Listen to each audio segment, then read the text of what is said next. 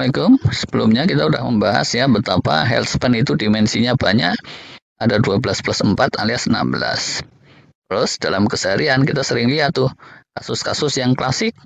Ada yang begitu pensiun kesehatannya langsung anjlok.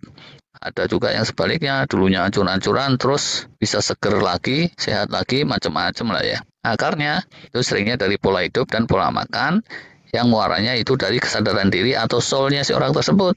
Di dalam raga yang sehat terdapat jiwa yang kuat gitulah ya. Mensana in corpore sano. Widih, sebenarnya ini udah lama banget kan ya. Yuklah, kita ulas beberapa kasus dinamika kesehatan yang klasik, khususnya pada mereka yang sudah tidak muda lagi.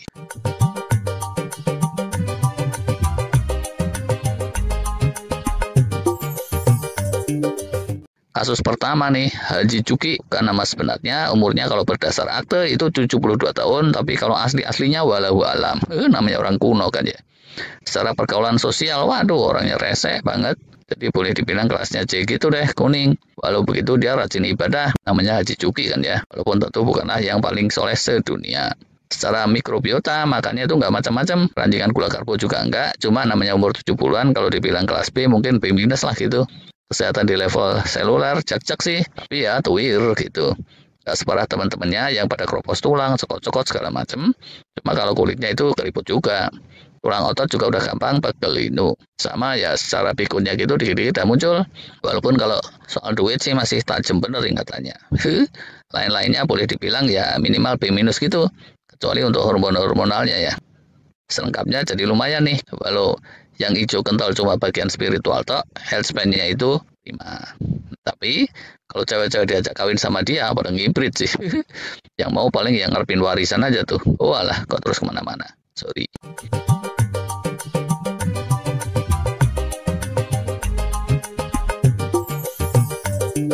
Kasus kedua, Poijah nih, 49 tahun. Belum terlalu umur, tapi karena kebiasaan ngemil yang tinggi gula karbo, relatif ambiar lah itu konstelasi gut microbiome di perutnya. Awalnya dari situ, lama-lama nyambung ke sistem hormonal dan kesehatan sel-sel secara umum. Gula darah, asam urat, trigliserid, kegemukan, dan bagian perut terus melar. Gara-gara itu, diperkirakan ada penyumbatan di jalur kardiovaskuler gitu. Ya, kalau udah kayak gitu masih awur-awuran juga, ujungnya ini bisa kena serangan jantung atau bisa juga stroke yang merusak otak dan syaraf. Atau bisa juga dua-duanya, naudzubillah. Terus kalau udah kena serangan, nggak cepat pemulihan, Masya Allah, bed rest gitu jangka panjang, semua aspek bisa kena. Otot, tulang, kulit, sistem reproduksi, dan ujungnya kena mental pula, kemana-mana. Terus kalau udah ada error rata-rata gitu, mau dari mana tuh benerinnya?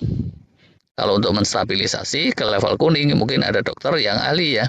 Tapi kalau ditanyain ke dokter, apakah yang seperti itu bisa dibikin mudah kembali? Wadaw, itu banyak dokter bakalan angkat tangan biasanya. Kalau yang pulang mudik tereliminasi, angkat koper. Walah, terus menggok soal tereliminasi segala nih.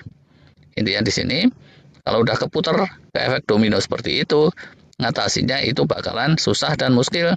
Tapi andai sebelum terlambat diambil tindakan, sebetulnya sistem yang banyak itu ada penjuru-penjurunya.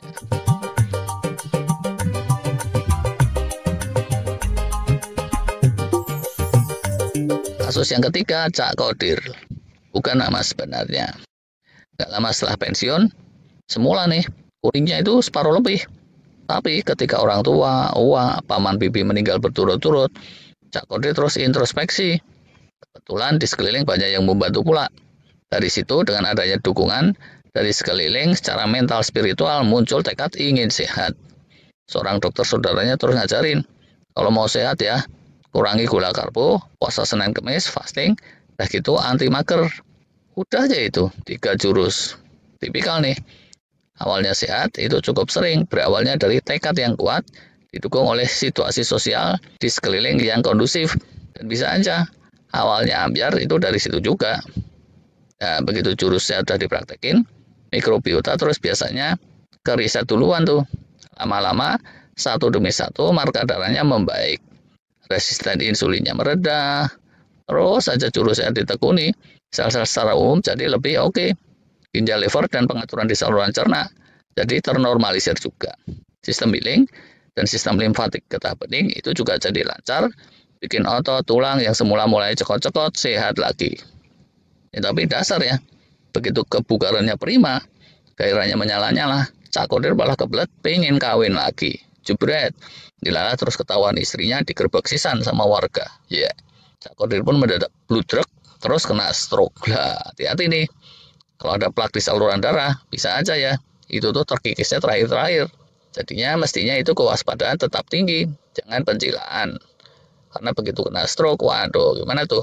Masuk ICU, kena obat macam-macam, cut microbiome pasti kacak-kacak. Segenap sel pun terus kepelintir. Lever dan ginjal otomatis juga jadi ginjal-ginjal. Efek domino kalau udah gitu. Mau fasting pun healingnya tentu akan beda sama orang yang masih cek-cek. Kalau kena mental sekalian, nah kredit bener tuh.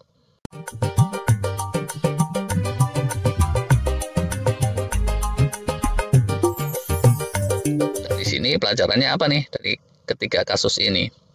Kata kunci pertama, penting bagi kita semua, preventif. Dari awal, jagain deh baik-baik, kalau bisa jangan sampai kena ambyar. Itu yang ideal banget. Tapi kalau terlanjur nggak ideal gimana? Praktekkanlah berbagai jurus dan nggak boleh jumawa.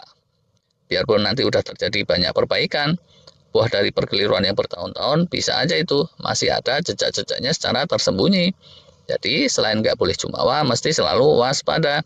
Sebisa-bisa jangan sampai terjadi insiden yang bikin bablas melewati garis merah kayak tadi itu. Manakala sudah kelewat batas, sering terjadi ya, sistem-sistem kita itu sulit untuk kembali bisa hijau royo-royo. Lifespan mungkin masih bisa bertahan bertahun-tahun lagi, karena bagaimanapun hidup mati kita di tangan Allah. Tapi healthspan bisa enggak ketolong. Astagfirullah, astagfirullah, ini gampang diomongin, tapi susah ya untuk mempraktekannya. Beneran, ini kita mesti senantiasa butuh taufik dan hidayah dari Allah. Oke lah, billahi taufiq wal hidayah. Semoga kita semua senantiasa mendapat pertolongan dan pencerahan dari Allah. Amin. Terima kasih.